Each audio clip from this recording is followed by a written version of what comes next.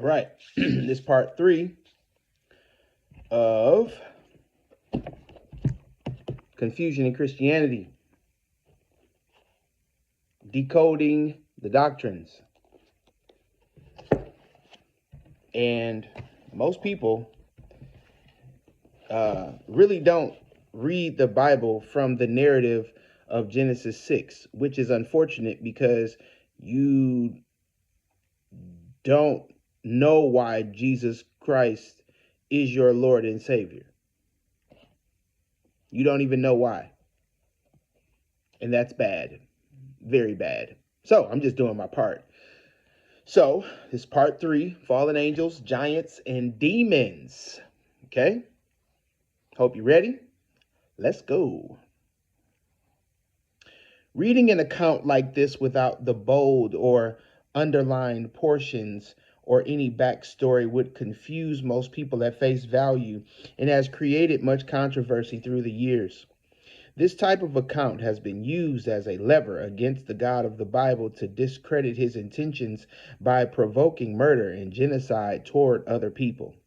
But these names that I put in bold for emphasis are names of nations comprised of known giants. They were unauthorized to be in those lands and performed evil and idolatry-based rituals associated with their satanic pagan cultures. I will elaborate on this further in the next chapter, but there was a time when all the nations of the earth were divided. This was when Yahweh, the creator of all things, kept only the tiny land of Israel for his portion among all the other lands existing on the earth. In my mind, these giant tribes inhabiting Israel were not only trespassing, but tainting, corrupting, and intentionally blaspheming his land. There is a good chance that their evil intentions were blatant in provoking the Most High to anger, resulting from their arrogance in believing they were invincible and could not be defeated. From reading this account from Deuteronomy and others, you will notice that Yahweh needed to intervene to slay these nations that were greater and mightier than the Israelites.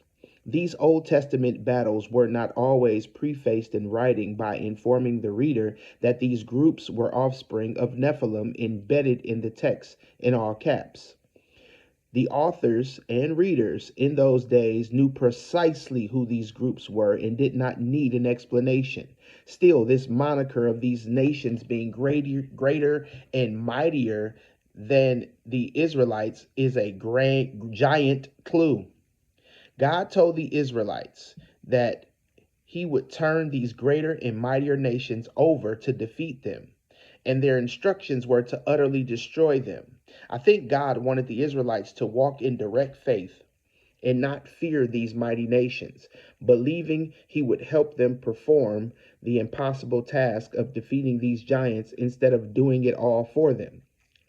There was no way as they could overcome these intimidating and mighty tribes on their own, and they knew it.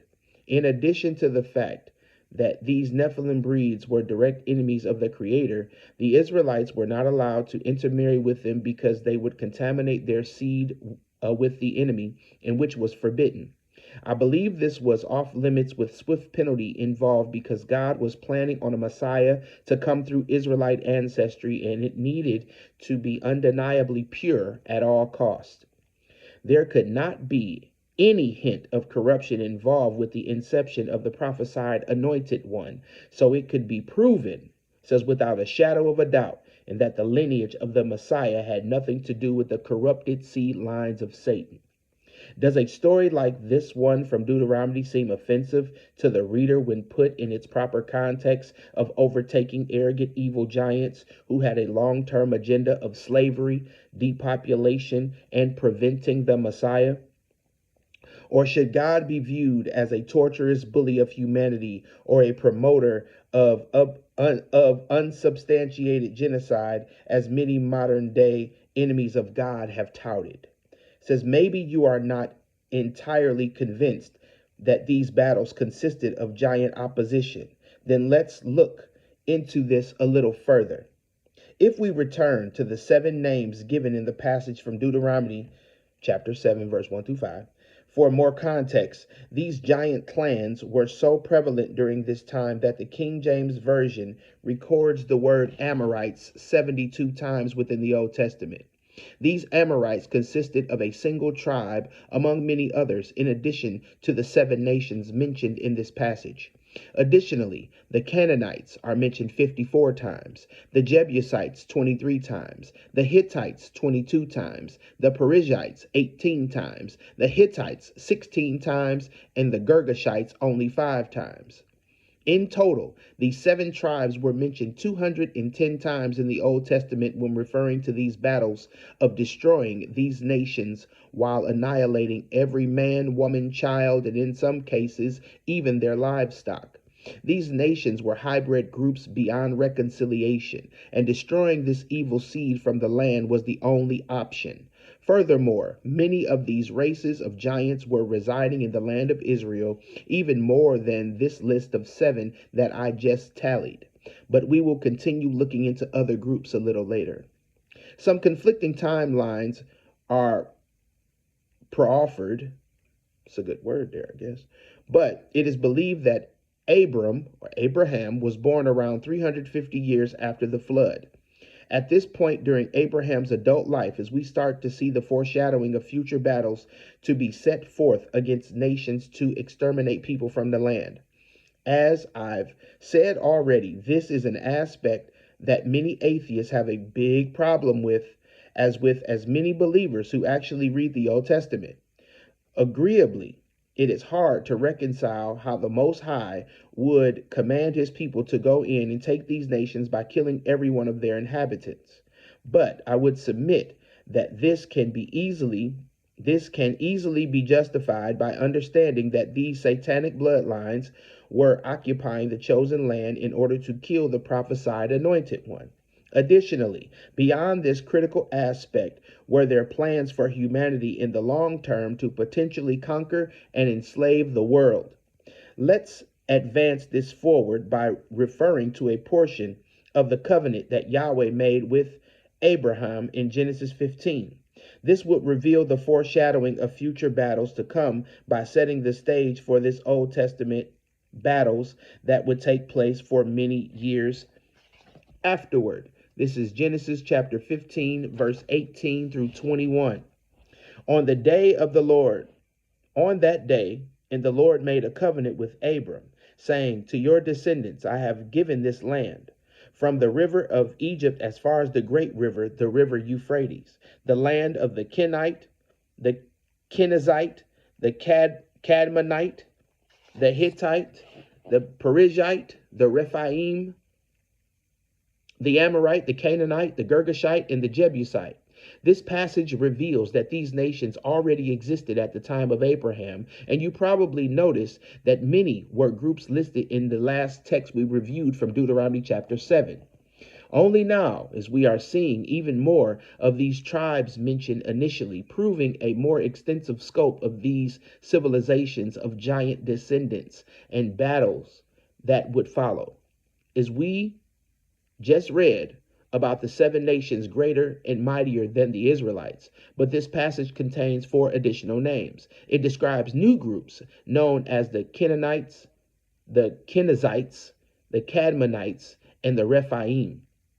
To corroborate that these communities are also groups of giant stature, let's look a little further at a couple of these groups listed that were inhabiting the land promised to Abraham's descendants. We'll start with Merriam-Webster's definition of this added group known as the Rephaim. So Rephaim means ancient giants reported in the Old Testament to have flourished in Canaan and its vicinity prior to the Hebrews. Here is a secular confirmation that the other group, Rephaim, was not included in the initial 7 nations greater and mightier than the Israelites, but were also comprised of confirmed giants. The Rephaim were known as the terrible ones and are defined in the International Standard Bible Encyclopedia as a terrible one, hence a giant. Since the Rephaim are confirmed giants, let's look at the group known as the Amorite. as explained in a later description of their physical traits from Amos chapter 2. If you remember, I noted that this group was mentioned in the Old Testament 72 times. Amos chapter 2, verse 9 through 10. Yet it was I who destroyed the Amorite before them, though his height was like the height of cedars, and he was as strong as the oaks. I also destroyed his fruit above, and his roots below. And it was I who brought you up from the land of Egypt and led you in the wilderness for 40 years, so that you may take possession of the land of the Amorite. In this passage, the Amorite is described is with the attribute of height compared to cedar trees, and like monsters were likened to be as strong as the oak trees. It is difficult to know if this was a literal comparison or if it may have been somewhat figurative while trying to explain enormous sized people who were abnormally strong in power and ability. I am not going to split hairs or theorize on their exact height because the point is these groups occupying this land were, without a doubt, powerful, gigantic creatures. However, it is noteworthy to emphasize this account in Amos does compare their size to cedar trees. These Amorites were known as giants, described as bitter and rebellious, and referred to as blabbermouths. Their voices were known to be exceptionally blaring and piercing to the ear, as one might imagine giants much taller, stockier, stronger, and even faster were much louder is when they spoke, screamed, and yelled. For this, these Amorites in particular were known to be very loud blabbermouths. Those with good imaginations could ponder the fear of a regular person who may encounter one of these noisy freaks of nature, aside from their formidable size. Imagine the fear it would evoke to hear their blabbering, shredding voices, is which may have been many times louder in decibels than a regular human. The biblical descriptions of these mysterious hulking nations can sometimes be confusing because some languages know particular groups of people by different names. Still, many of these settlements originate from the name of their family's patriarchs. One example is Ham's son Canaan is responsible for founding the nation of the Canaanites. That being said, and let's rewind here and take a quick look back to Genesis for a gaze into the lineage of Noah's sons. Noah's son Ham, as is outlined, the descendants of his son Canaan, the notable son who was cursed. This account is the earliest point outlining these generations that we can trace these names back to historically. This is Genesis chapter 10, verse 15 through 20. And Canaan begot Sidon, his firstborn, and Heth, and the Jebusite, and the Amorite, and the Girgashite, and the Hivite, and the Archite, and the Sinite, and the Arvadite, and the Zemarite, and the Hamathite. And afterward were the families of the Canaanites spread abroad. And the border of the Canaanites was from Sidon, as thou comest to Gerar, into Gaza, and thou goest unto Sodom and Gomorrah, and Admah, and Zebium, and even to Lasha. These are the sons of Ham, after their families, after their tongues, and their generations, and in their nations. If you compare this passage from Deuteronomy chapter 7 with the excerpt from Genesis 15, you can start to see the origination of these lines of giants stem from the offspring of Canaan, the cursed son of Ham.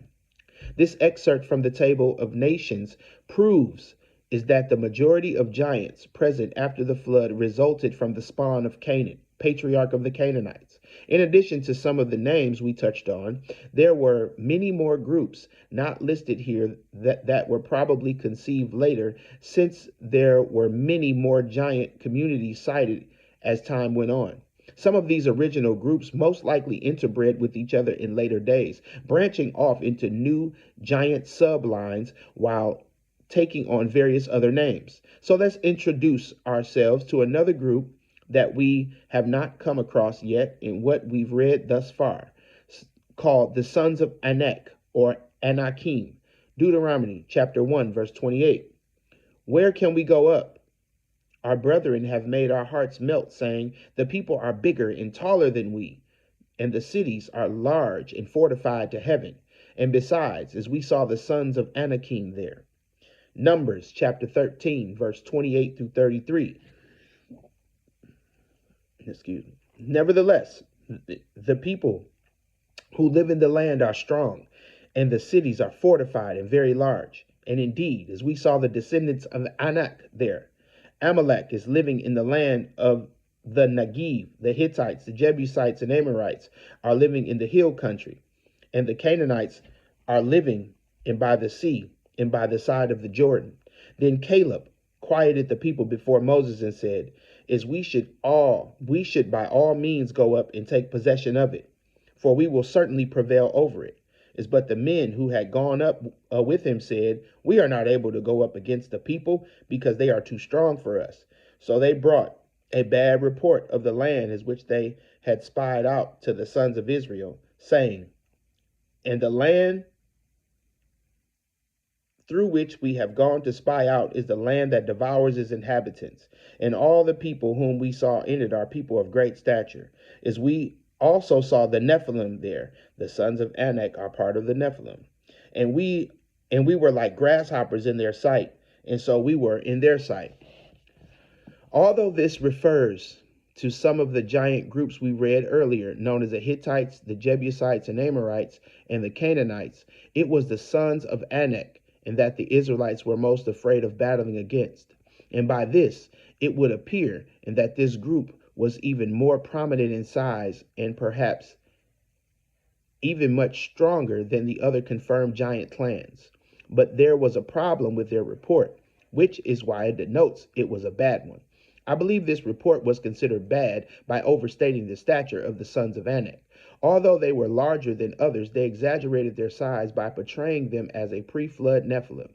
Due to the intimidation, they said that the sons of Anak, known as Anakim, were part of the Nephilim and were so large that they appeared as grasshoppers. This infamous descendants of Anak were known to be a long-necked group of giants and were considered more dreadful to war against. You can imagine these varying details of having long necks and blabbermouths or terrible ones substantiate that many of these tribes had differing characteristics with features specific to separate groups.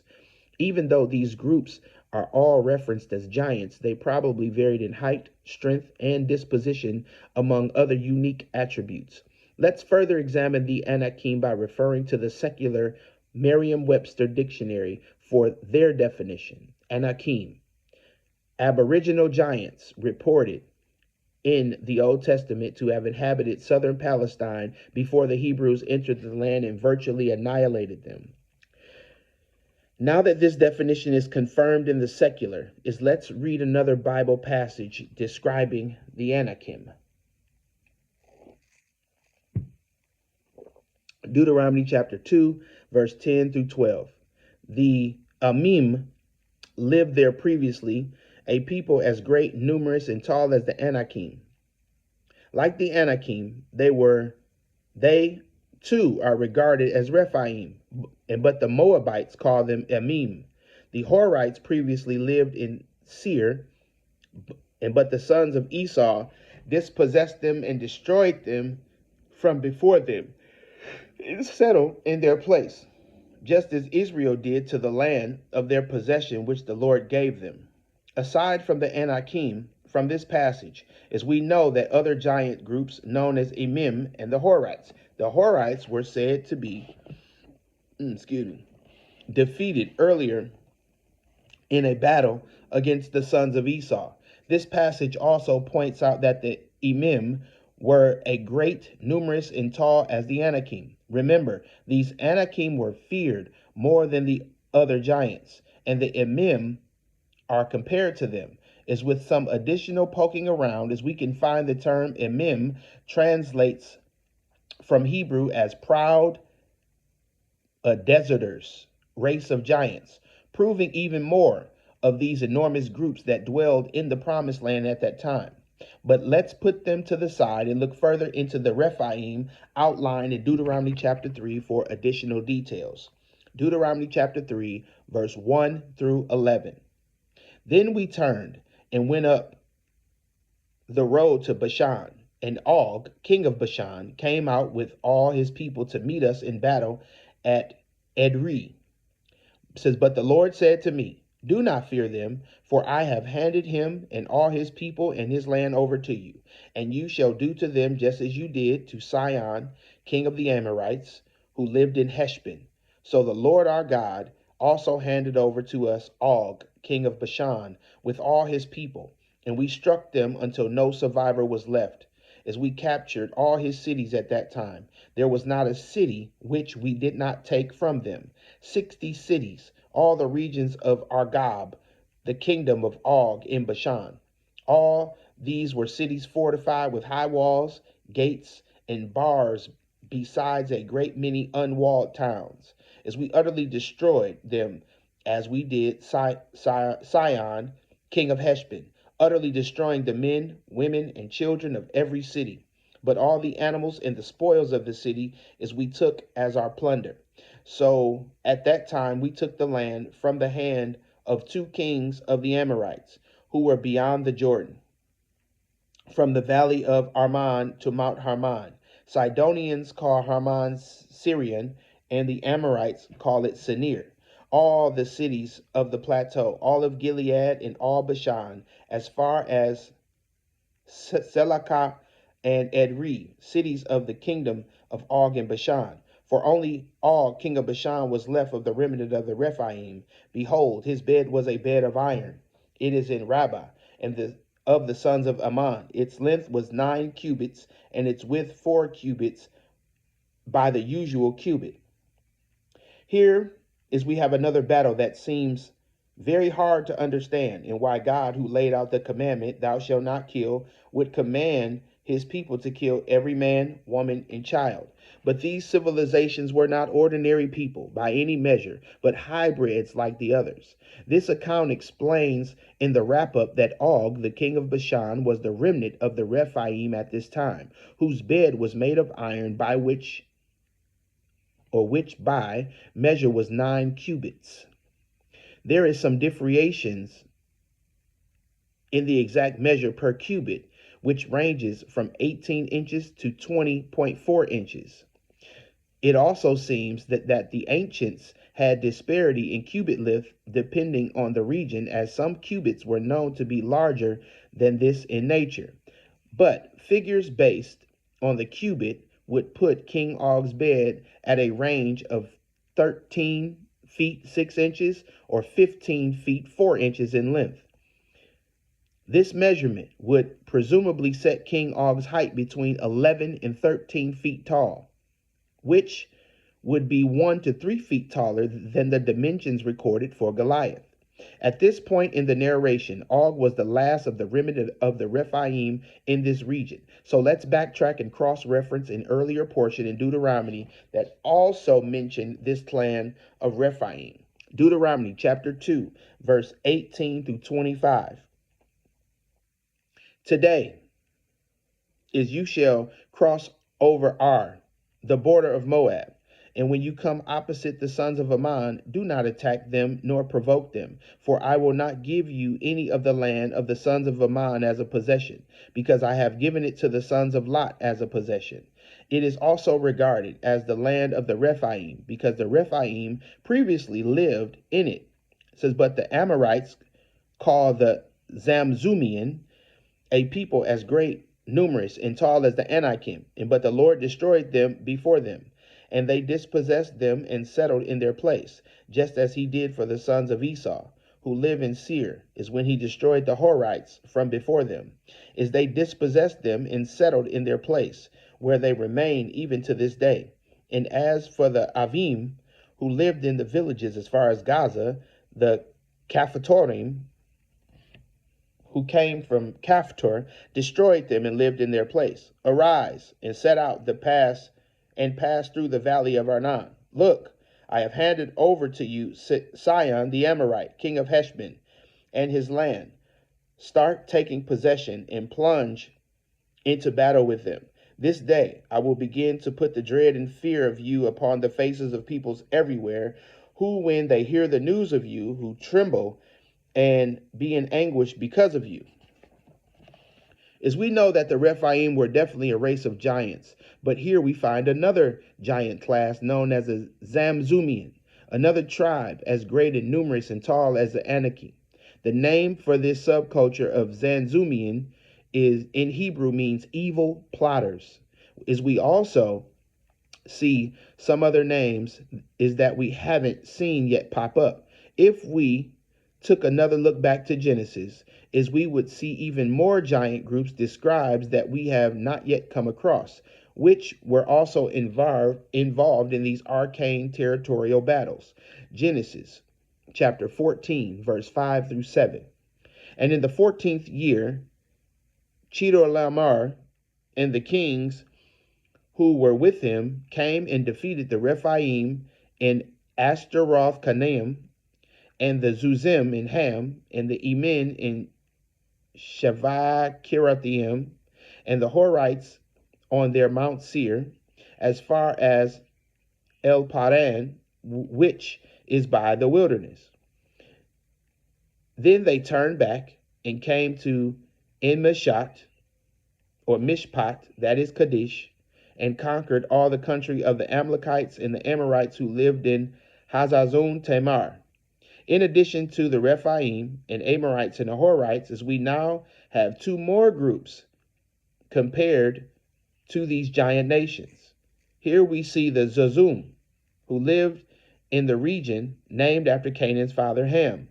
The Zazum term in Hebrew translates to evil ones, and it should be noteworthy that most of their translated descriptions are recorded with the word evil in them. Additionally, as we see another group, as we haven't come across yet, called the Amalekites. This giant class of Amalekites was mentioned 23 times throughout the Old Testament. These battles are described throughout the Old Testament, but it is rarely known or taught that these civilizations were comprised of evil giant clans. Starting with the covenant between Abraham to Moses to Joshua and Caleb to David, these battles took place over many years throughout the Promised Land.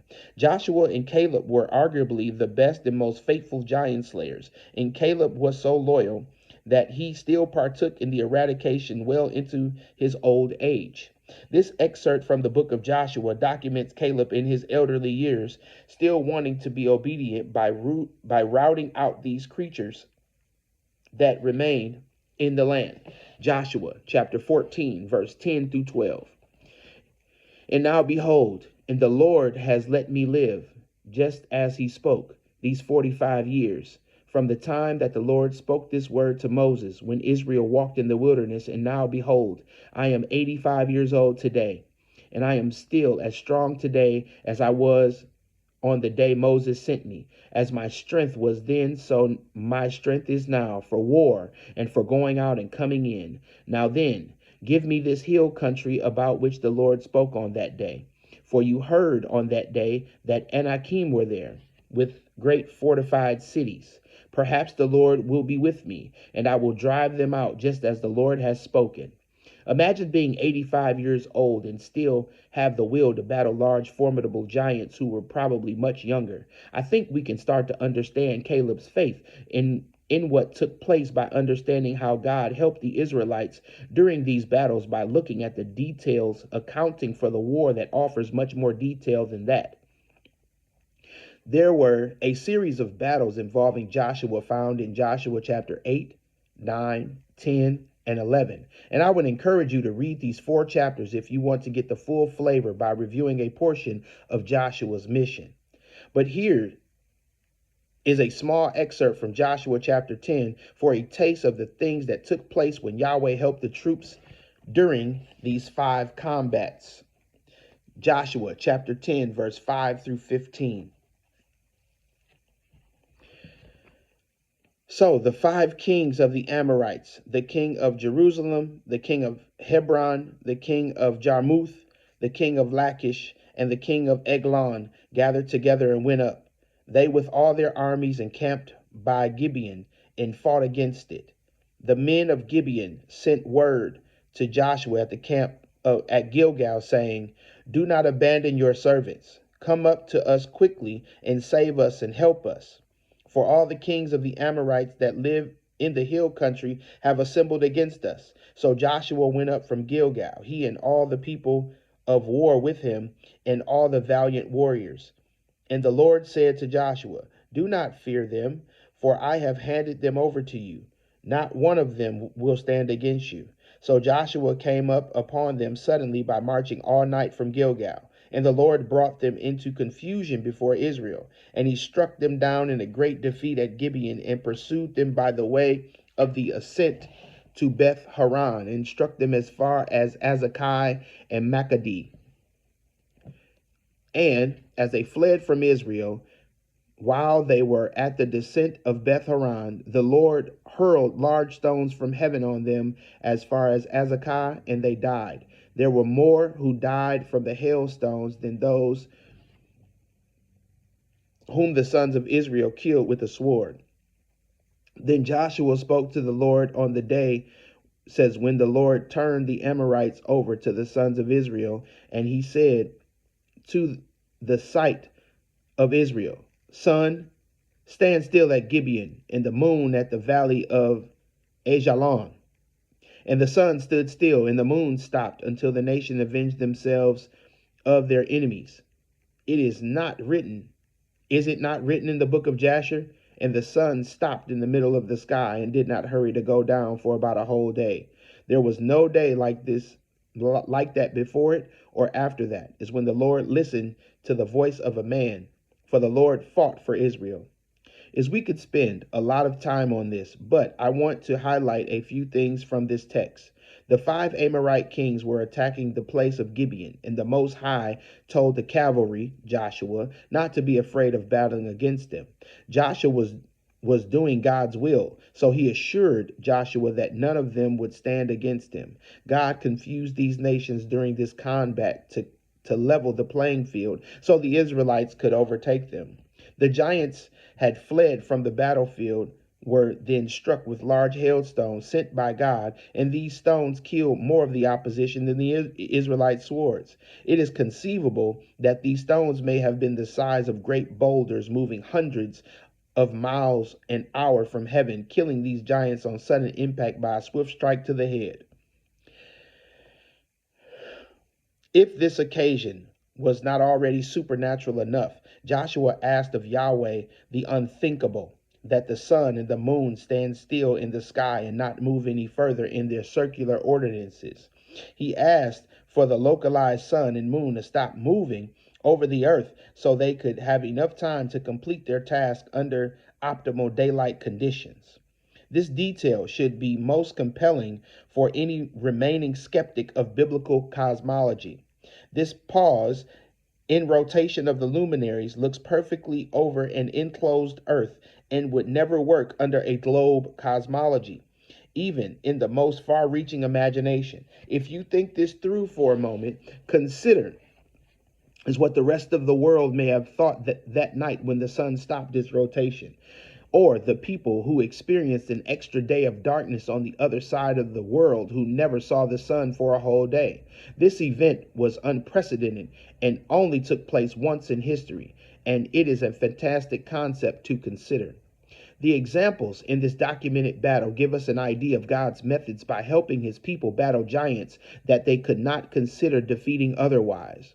They may even demonstrate why Caleb was probably still willing to fight at the golden age of 85. He knew if he had trouble, God would send his enemies confusion, hailstones, or maybe even heart attack, stroke, or some other means like sending hornets to allow Caleb and his troops to complete their mission. Exodus chapter 23, verse 27 and 28. I will send my terror ahead of you and throw into confusion all the people among whom you come, and I will make your enemies turn their backs to you. I will send hornets ahead of you so that they will drive out the Hivites, the Canaanites, and the Hittites from you. Deuteronomy chapter 7, verse 20 through 21. Indeed, and the Lord your God will send the hornet against them until those who are left and hide themselves from you perish. You are not to be terrified of them because the Lord your God is in your midst, a great and awesome God. Joshua chapter 24, verse 11 and 12.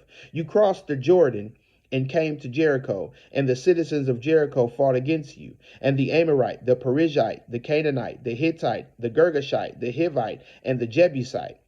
Therefore I handed them over to you. Then I sent the hornet before you, and it drove out the 2 kings of the Amorites for you, not by your sword, nor your bow. Here is we can see some of God's war tactics to help the Israelites fight against giants, and how he did most of the work by weakening the giants standing against them, is whether he aided by causing confusion, sending large hailstones, swarms of enormous vicious hornets, or other means.